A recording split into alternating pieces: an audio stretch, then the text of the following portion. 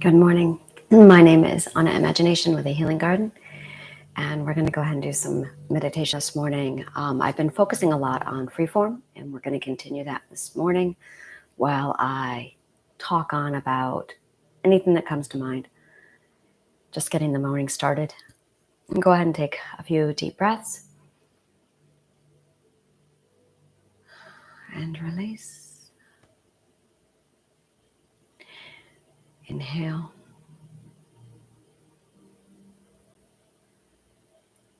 And release.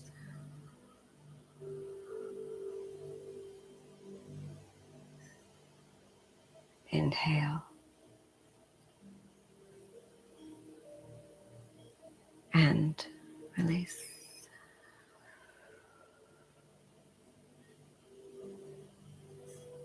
Whenever people sit down to meditate, they stress a lot about where their mind is going and disciplining the mind.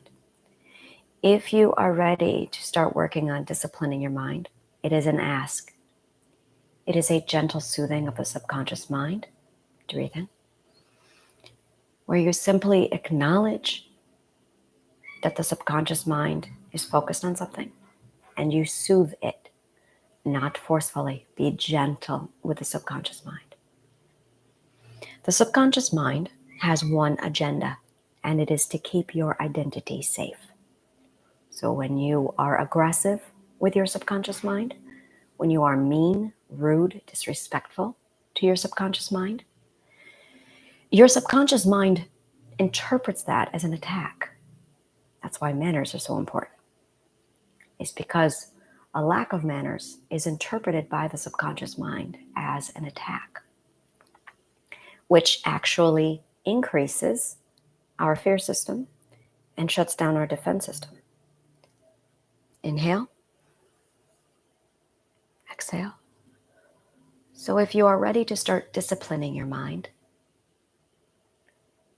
you will want to very politely, respectfully, gently, quietly ask your subconscious mind. Acknowledge it, basically treat it like a child, where you acknowledge, yes, that is a concern, and we will take care of it. Everything is all right. For now, we're going to look over here and focus on this. Inhale.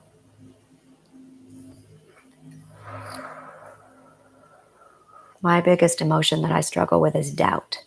I don't have a problem with fear unless there's a cockroach in the room. And I don't have a problem with guilt.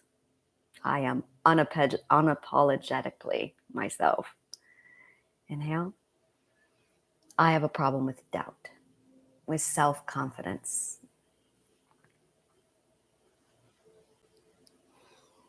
Too many people told me I can't. So I still have those tapes in my head. And I have not done the psychological or philosophical work on what doubt actually is. It's not hard. I'm going, okay, well, doubt is related to confidence. I need to boost my confidence and reduce the doubt. And I need to write a list of all the things that I have accomplished. Basically, doubt is when you focus on all the things you have not done rather than focusing on all the things you have accomplished. So yeah, I have work to do, but that's my primary emotion is doubt. Inhale. Exhale. So whenever I sit down to meditate, my battle is with doubt, not fear, not guilt, not anxiety, doubt. Inhale.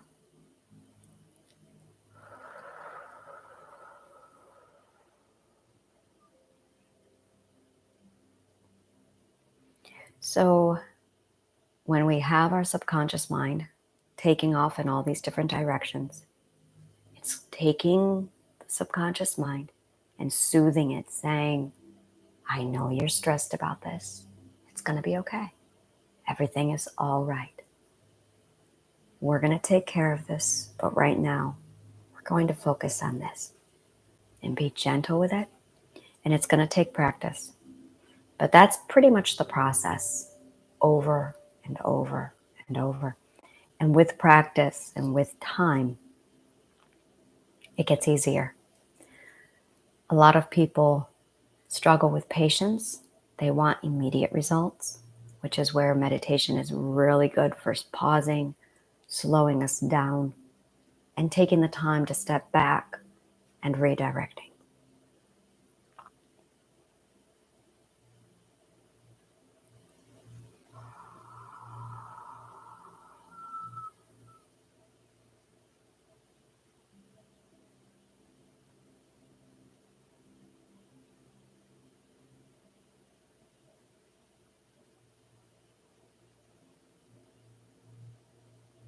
Urgency is another big problem I have, where all these things are pushing on me, and patience is pushing back and saying, no, I refuse your urgency.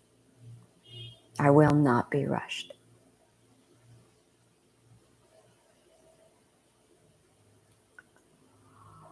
And it's not just time that commands our urgency. It is money.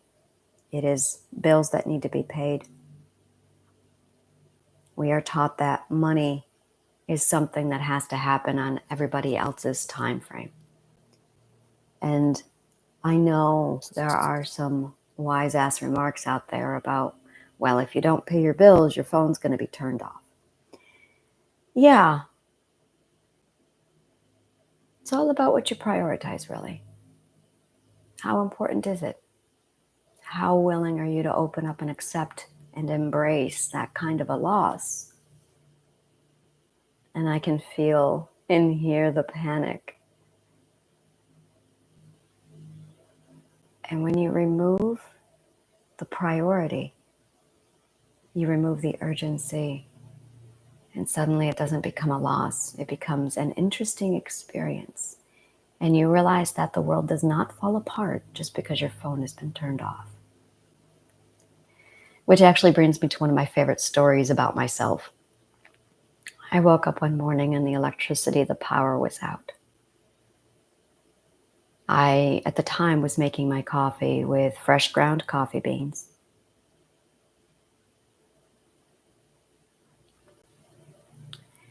And I couldn't ground my coffee that morning. So I very calmly pulled out my mortar and pestle, filled it with my coffee beans, and I hand ground my coffee beans that morning. It was very relaxing. I then went outside and I built a fire. I got out the percolator and I put my coffee grounds into the percolator, and I sat there and made campfire coffee very calmly. It was wonderful. About an hour and a half later, I finally had my cup of coffee. I poured my coffee, and then I called the electric company and said, I just made campfire coffee with hand ground coffee beans. Could you please tell me when my electricity is going to be turned back on? One of the best mornings I had in my life was that morning. And I would not have had it had I not lost electricity. It allowed me this sudden break and pause in the patriarchy. This is before I had escaped the patriarchy.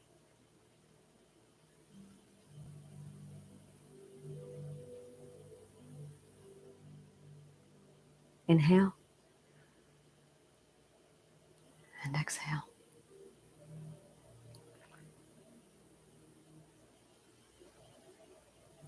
I talk a lot on the patriarchy because it was the core of a lot of my trauma. It is the core of most of our traumas. The reason why so many of us suffer from abuse and trauma is because we are in a system that purposely hides and enables the abuse.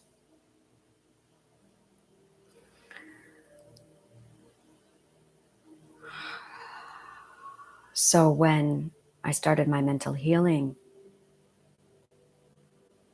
The first level was taking it up with my abusers. And then I realized that this was bigger than that, and I started to take it up with my parents. And then I realized that this was bigger than that, and I expanded it out and realized that the problem was within the society itself, that my parents were just agents of the society regurgitating the propaganda. Because when I got away from my parents, I found it in everybody. I found it in my friends, my coworkers, everybody regurgitating the same garbage, doing the same behavior. And I had become so sensitive to it that I stepped out of it. And when I stepped out of it, it gave me a perspective. So I want to talk to you about something this morning that really rings true to me. I want to talk to you about Pharos. Inhale. Now, Pharos has another name, Alexandria.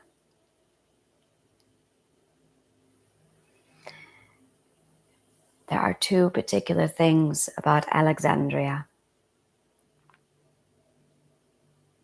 that many people know about.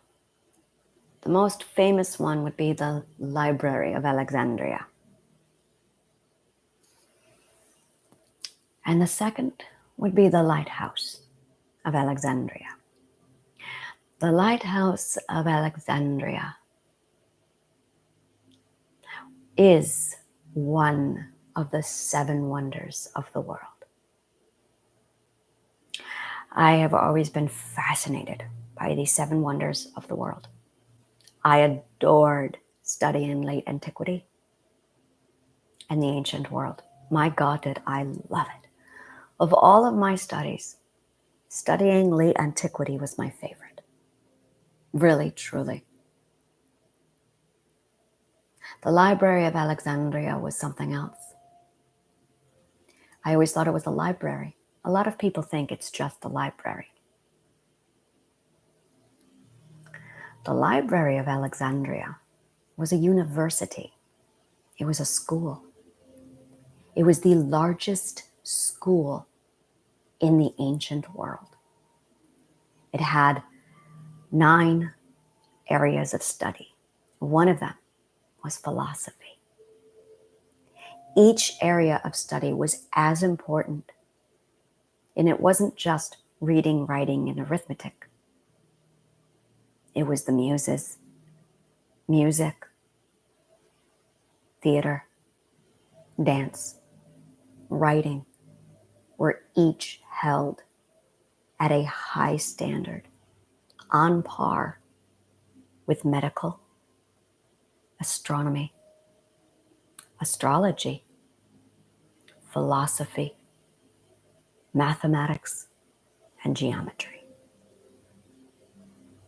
The library was an archive, and it was a common practice in Alexandria. First of all, Alexandria is a seaport that exists in Egypt, right at the edge of the Fertile Crescent, where the Euphrates River meets the Euclid River. I think it's the Euclid River. It is the core of the Silk Road trades. You couldn't pass through this area without stopping in at Alexandria. You'd be crazy not to. There were guards from the university, from the library, and their job was to confiscate and take every bit of written word. Grocery lists, to-do lists, journals, love letters, mail. Every written word. You were given a ticket, and your writing was confiscated. And they said to you, if you want it back, here's your ticket, go to the library.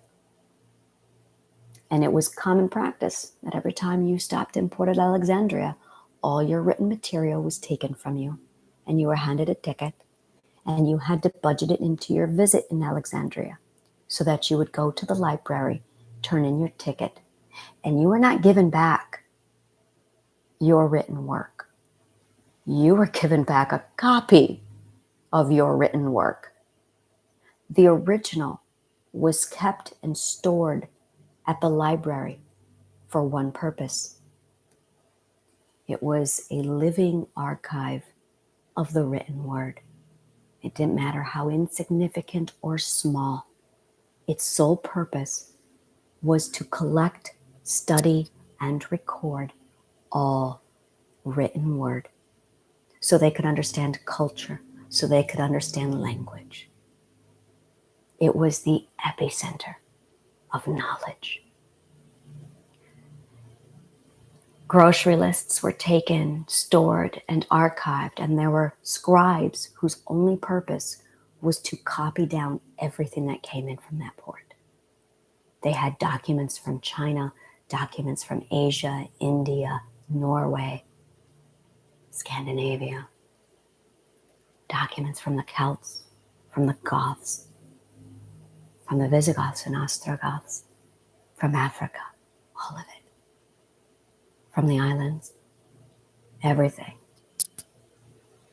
Love letters, messages, royals, no one was exempt. And the library would write it down, and you would get the copy of whatever you had matched to the ticket. Everything else was stored for the students to study. So when I say the Library of Alexandria, when anyone says the Library of Alexandria,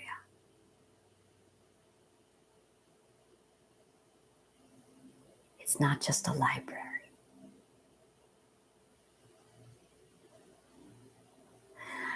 I'm not going to get into the ethics of having your personal writings taken from you. We're not going to talk about that. I don't approve of that. But you do have to admire the lengths they went to just to preserve knowledge.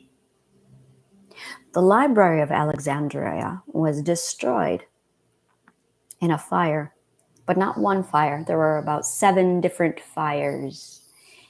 Every time Rome ransacked Alexandria, it burned it to the ground. Well, it tried to burn it. The last time it successfully burned the entire university. Rome loved to imperialize, but they didn't just imperialize a culture. They would completely wipe it out. They knew that a people and a society existed based on the culture. So when they imperialized, they didn't want to just take over the people, the government. They wanted to completely eliminate your culture. That is how Rome did things, which is why so many cultures are gone. The only one they failed to do this on, actually, was the Greek culture, which bit them in the ass. Which is why we have Greek and Roman mythology today, is because instead of annihilating the culture, they preserved it and just changed the name over to the Romans. This concept of imperialization and genocide and annihilation of a culture very much carried over into their version of Christianity when they decided to launch the Holy Roman Empire, which we see in effect today. It's very much encapsulated in the United Kingdom's, the British Empire's mindset, which was very much embedded with the Roman mindset thousands of years ago, that imperialized, divide, conquer, and completely annihilate a culture by removing its language, by removing its traditions. So England, the Great Britain, was very much an agent of that Roman practice. So was the Holy Christian Empire, which very much, again, was embedded with the same practices of Rome.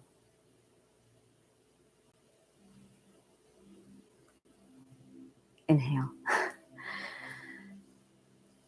So when I built the healing garden, I went back to Alexandria. And I admired and I loved and I adore the concept of what Alexandria represents. At its gates was the lighthouse of Pharos, the lighthouse of Alexandria, a massive, majestic lighthouse that called the seas to ports, all the boats, the ships to port.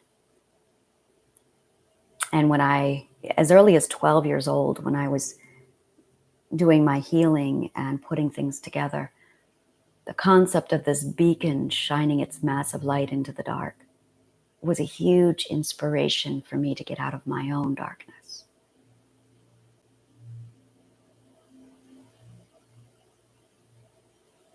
And then to arrive, it was. So when I built the triadic healing concept, when I put together the Philosopher's Fountain and the healing garden, shifting perspectives, all of my different pieces, I very much based it off of Alexandria, a massive epicenter of healing and mental health that takes, just like Alexandria did, all of the resources from all of the cultures in this world of preservation. So we do meditation, Tai Chi, yoga. We take and borrow from Hindu religions, from Hinduism. We take and borrow from Buddhism. We take and we borrow from Christianity.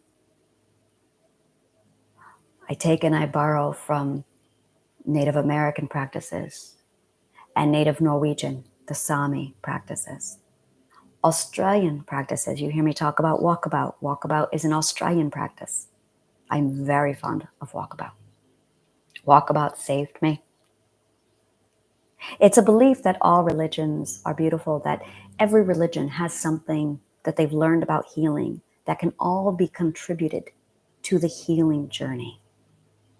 Inhale.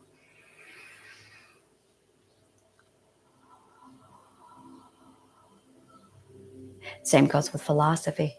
There's Eastern philosophy, Western philosophy, and I believe that is pulling together our knowledge, just like at the Library of Alexandria. That is the answer to healing.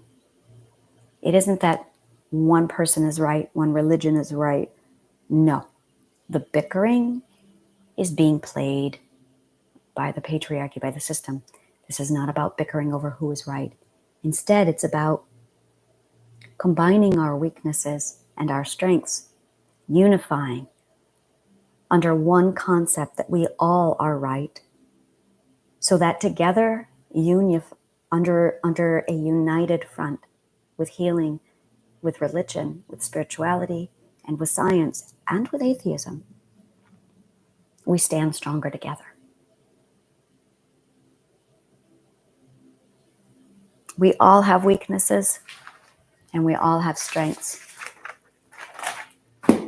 And money is the tool that allows us to turn our weaknesses into strengths. Education and knowledge is a tool that allows us to turn our weaknesses into strengths. But we can't do it unless we unite, which is the concept of the Library of Alexandria, which is what the Healing Garden is actually inspired and built off of, is this concept of accumulating all knowledge, everything, all resources on healing, and putting it into one place. So there's no bickering, there's no arguing. There is only open-minded learning, because for some of us, we're going to need all of the healing to heal. Inhale and exhale.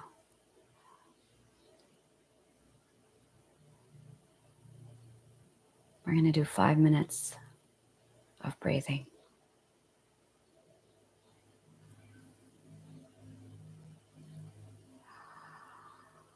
I have spent my lifetime accumulating knowledge, pulling it from philosophy, psychology, physics, science, the great books, liberal arts, encompassing it all. And it did take all of it to heal me,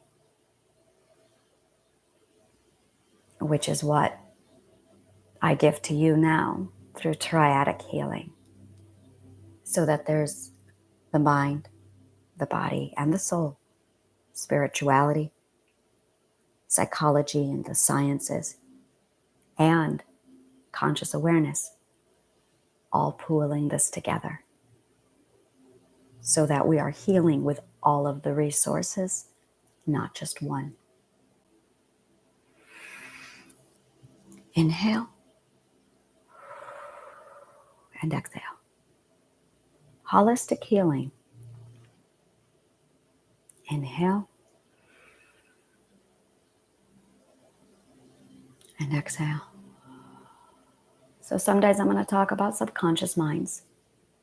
I'm going to talk about psychology. Some days I'm going to talk about, every day I'm going to talk about philosophy, because first and foremost, that is what I am, as a philosopher. It was my dream as a child to sit by a fountain in the middle of a square or a courtyard in Alexandria and just talk about ideas and thought processes and philosophies, and help you open your mind to different perspectives so that you can see your own situation differently, so you can span out and see the bigger picture, so you can step further and achieve an omniscient point of view, so you can understand your world better and your relativity to that world. You don't have to agree with my personal politics. I just want you to think for yourself. Inhale.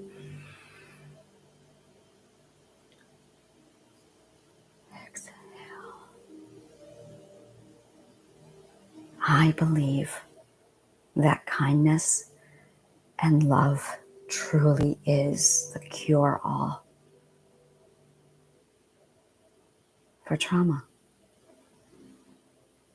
I believe that if you shine bright and just love and are kind and gentle enough, that light and warmth alone will just heal people.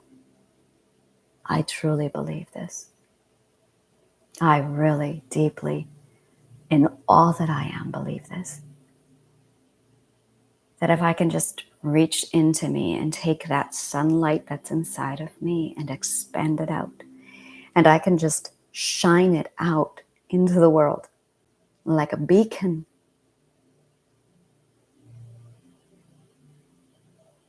I truly believe that will heal people. Because there is nothing more beautiful than having this warmth just wrapped around you like a safety blanket and encompass you in a hug. And it just fills you and completely permeates. And when you feel that kind of warmth in your darkness, it inspires, motivates, and ignites. And from those emotions, hope is born. And when I add my story of trauma into that, where I say, look where I've been, look where I was, and look where I am now. And if I can do it, anyone can do it. Because no one has come farther than I. No one has come farther than I. Wherever you are in your healing and in your life and in your trauma and in your despair, I promise you, I did have it worse. Oh, I did. And it's not a competition. It's inspiration. I'm telling you, you can make it. You can do it. And I have the ability to show you how, and I will, and I have. I wish I could just eliminate the dark. I got to this side of my healing and I went, I wish everyone could see this. This is my mission. This is my philosophy. When I got to this end of my healing, I went, everyone needs to see this. Everyone, I wish I could take the world with me and just be like, look at the view. It's so beautiful. And I just wish to share it with people.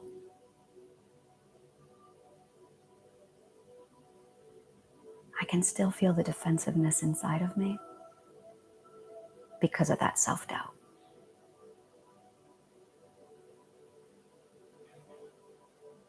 Like I'm still trying to convince people. Like I'm still trying to convince my abusers. Because I can still hear their voices in my head telling me. And it's me I have to convince. It is me I have to convince. I'm the only one not taking myself seriously. I have work to do. That's the power of meditation. It allows you to see that. So inhale and exhale.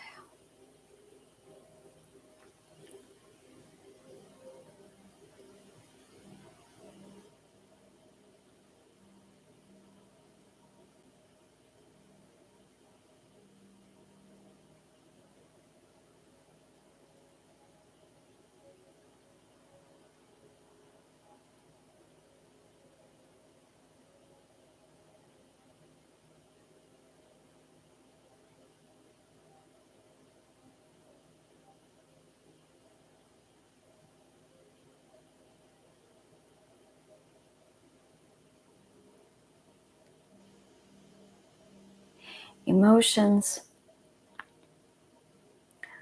are the love language of our subconscious mind. When we feel an emotion, it is our subconscious mind communicating to us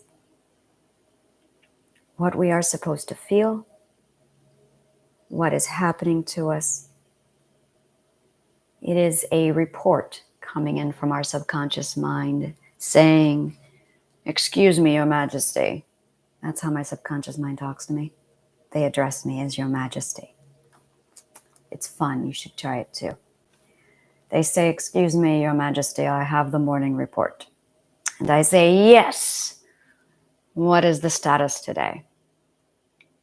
And it gives me a whole bunch of emotions. Well, today you're feeling self-doubt. What else? You are feeling a little bit of afraid of that cockroach you found yesterday on your counter. Okay, what else? And you are amused still that you don't scream like a girl because you hollered like a dude. And I did. And I go, interesting.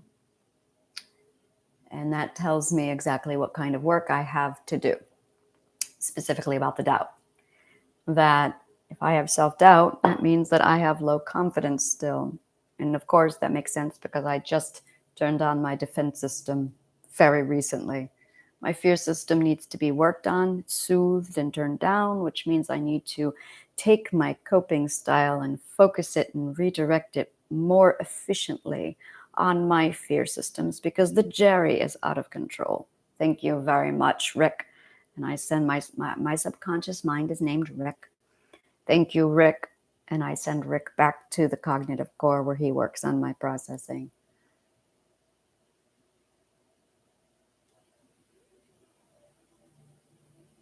So today we're going to talk about authority.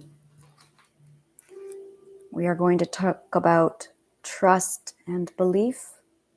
And we are going to talk about doubt and how to eliminate doubt.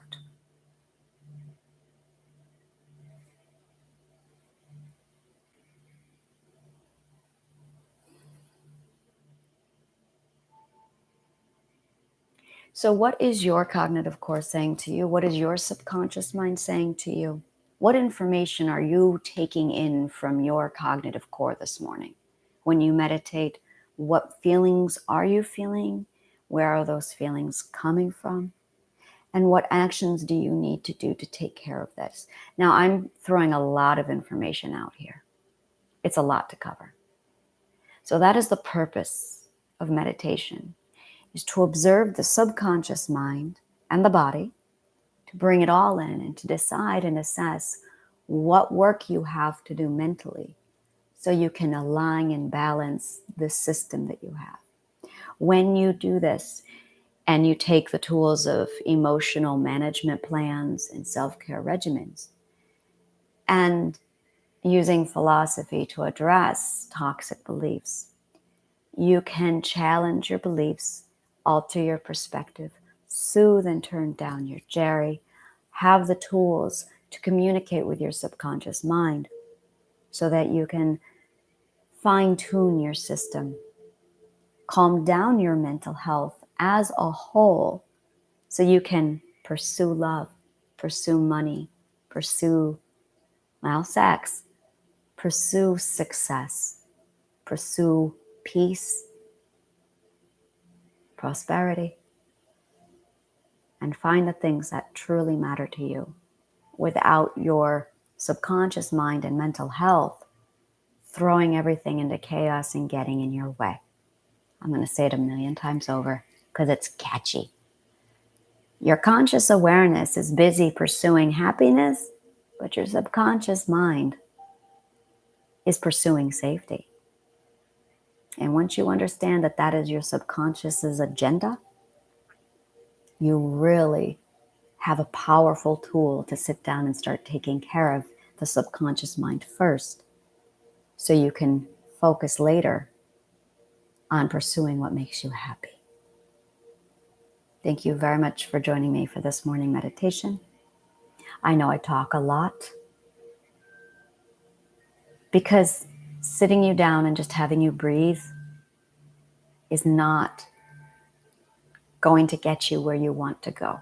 And sorry, not sorry, but there are 8 million different sources and programs out there doing exactly that, having you sit down and quietly meditate.